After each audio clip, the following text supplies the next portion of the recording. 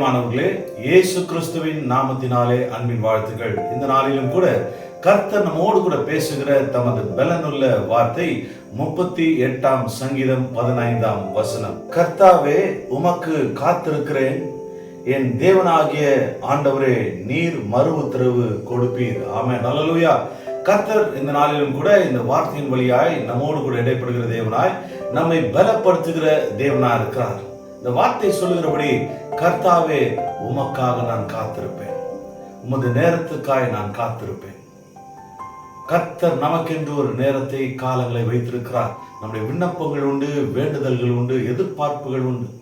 பல காரியங்களுக்காய் ஜெபித்து கொண்டிருக்கலாம், பல காரியங்களுக்காய் வேண்டிக் கொண்டிருக்கலாம், பல காரியங்களை ஆவலோடு எதிர்பார்த்து கொண்டிருக்கலாம். கர்த்தர் அதை எல்லாவற்றையும் அறிவார்.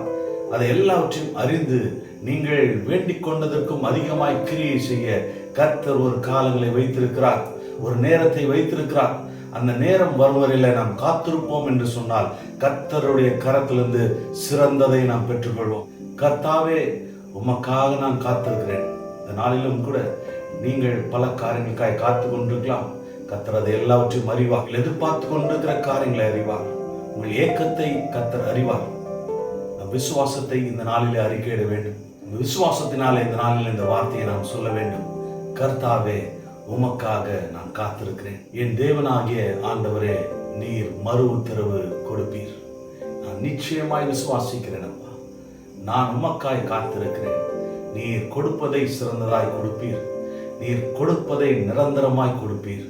நீர் கொடுப்பதை நான் எதிர்பார்த்ததற்கும் மேலாய் கொடுப்பீர் என்று நான் விசுவாசித்து உமக்காய் நான் காத்திருக்கிறேன். நிச்சயமாய் நீர் மறு உத்தரவு கொடுப்பீர், அதை என் கரத்திலே கொண்டு வந்து சேர்ப்பீர் என்று நான் விசுவாசிக்கிறேன் என்று இந்த விசுவாசத்தை அறிக்கையிடும் போது அதை கேட்கிற, அதை பார்க்கிற கர்த்தர், உள்ளத்தை பார்க்கிற கர்த்தர், அந்த விசுவாசத்தை பார்க்கிற கர்த்தர், கர்த்தர் குறித்த நாளிலே அதை நிச்சயமாய் கொண்டு வந்து சேர்ப்பார். நாளிலும் கூட இந்த விசுவாசத்தை அறிக்கையிடும். நீங்கள் பல காரியங்களை எதிர்பார்த்து கொண்டிருக்கலாம், பல காரியங்களுக்காக நீங்கள் ஜெபித்துக் கொண்டிருக்கலாம். உங்கள் காத்திருப்பை கர்த்தர் பார்க்கிறார். அந்த காத்திருக்கிற அந்த விசுவாசத்தை கர்த்தர் பார்க்கிறார்.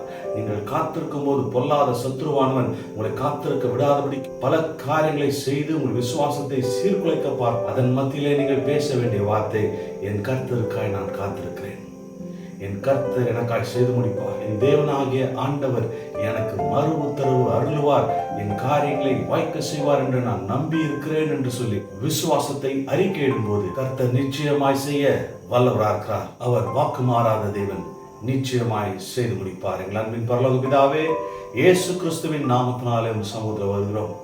அப்பா, நாங்கள் உமக்காய் காத்திருக்கிறோம், நேரத்துக்காய் காத்திருக்கிறோம். அநேக காரியங்களை காத்திருக்கிற உங்கள் பிள்ளைகளை கண்ணோக்கி பார்க்கிறாங்க. அந்த காத்திருப்பை கண்ணோக்கி பார்க்கிறாங்க. விசுவாசத்தை இழக்காதபடிக்கு, அந்த காத்திருப்பின் மத்தியிலே பொல்லாத சத்ருவானும் விசுவாசத்தை உடைக்காதபடிக்கு, சீர்குலைக்காதபடிக்கு அவன் செய்கிற எல்லா தந்திரங்களையும் சூழ்ச்சிகளையும் மேற்கொள்ள கிருபை தருகிறாங்க. காத்திருந்து என் தேவனாகிய ஆண்டவர் எனக்கு குறித்த நேரத்தில், ஏற்ற நேரத்தில், அவர் குறித்து வைத்த காலத்தில் மறு உத்தரவு கொடுப்பார் என்று காத்திருக்கிற அந்த காத்திருப்புக்கு நிச்சயமாய் நீர் பலன் தருவீர் என்பதை விசுவாசிக்கிறோம். நீர் கைவிடாமல் காத்து நடத்துவீராக. நாளும் கரத்திலே கொடுக்கிறோம்ப்பா. எங்கள் காத்திருப்பு விசுவாசம் வீண் போகாதபடிக்கு நீர் காரியங்களை செய்வீராக. உன் சமூகம், உன் ஆளுகை எங்களை நடத்திட்டோம். இயேசுவின் வல்ல நாமத்தில் ஜெபிக்கிறேன் நல்ல பிதாவே, ஆமென், ஹல்லேலூயா. கர்த்தர் உங்களை கைவிட மாட்டார். உங்கள் காத்திருப்பு வீண் போகாது. நிச்சயமாய் மறு உத்தரவு வரும். கர்த்தர் நிச்சயமாய் காரியங்களை செய்து முடிப்பாராக. ஆமென்.